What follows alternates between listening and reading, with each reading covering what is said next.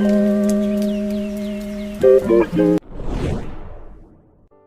Assalamualaikum.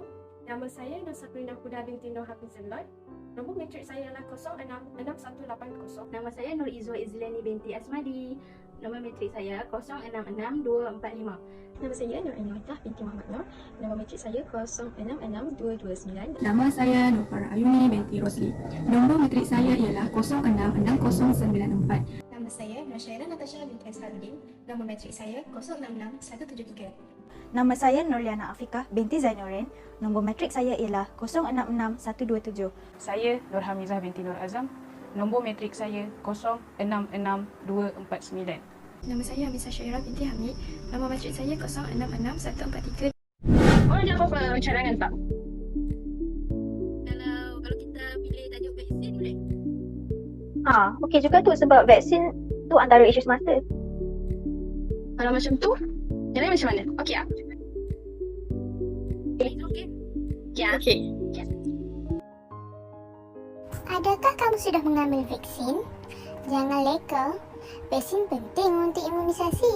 Vaksin sebagai sistem imunisasi, sekarang juga saya pergi.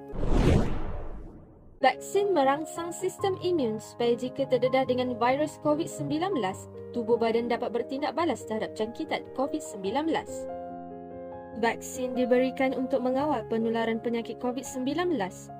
Apabila ramai yang mendapat vaksin, semakin ramai penduduk membentuk antibodi dan dapat mengurangkan komplikasi penyakit. Safah pendidikan kebangsaan, apa kaitan dengan vaksin? Vaksin dapat dikaitkan dengan konsep intelek dalam perspektif falsafah pendidikan kebangsaan, yakni fikiran yang kreatif dan lebih tajam demi mencapai ilmu yang luas dan mendalam. Perspektif rukun negara. Rukun negara pertama iaitu kepercayaan kepada Tuhan tetap menjadi pegangan kerana hanya kepada Allah kita meminta kesembuhan. Vaksin merupakan usaha yang boleh diambil selain berdoa dan berserah kepada Allah. Aliran pemikiran falsafah. Vaksin COVID-19 merupakan satu aliran baru dalam falsafah.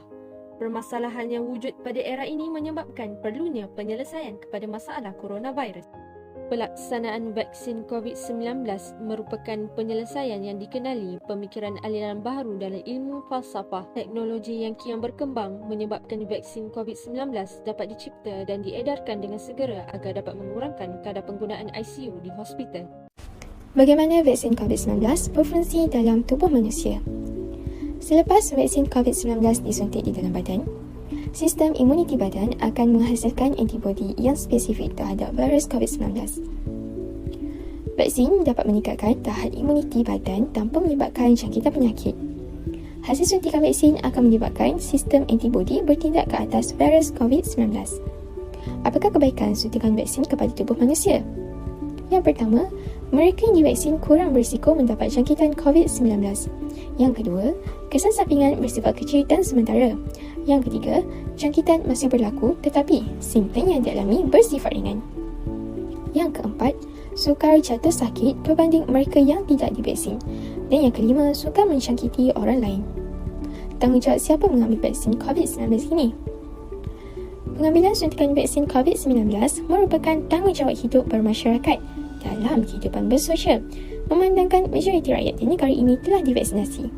Suntikan vaksin bukan sahaja untuk mencapai imuniti kelompok, tetapi juga bagi mengurangkan mereka yang dijangkiti terdedah dengan risiko kematian.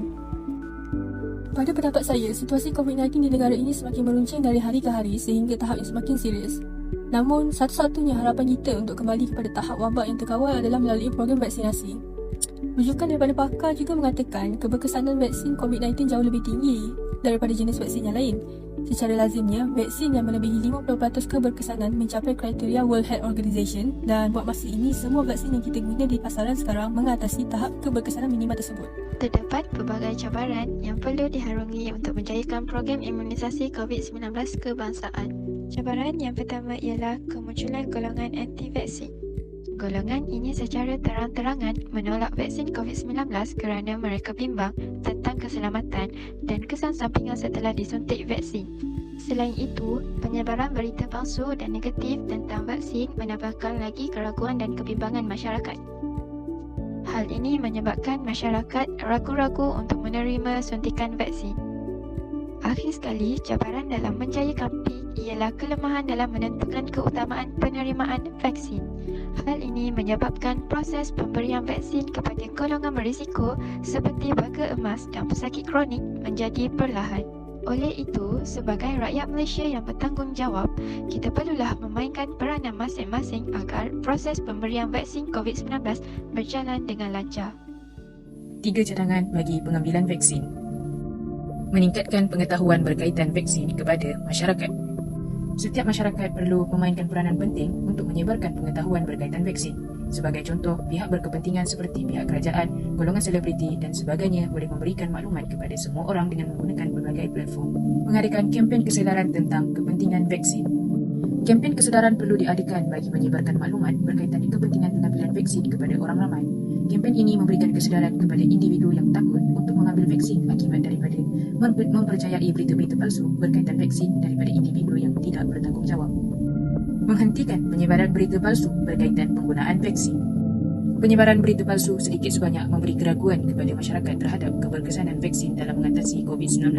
Sebagai contoh, pihak kerajaan perlu memantau golongan anti-vaksin yang akan menyebarkan maklumat palsu melalui media sosial dan menafikan hasil penyelidikan vaksin yang diluluskan oleh Kementerian Kesihatan Malaysia.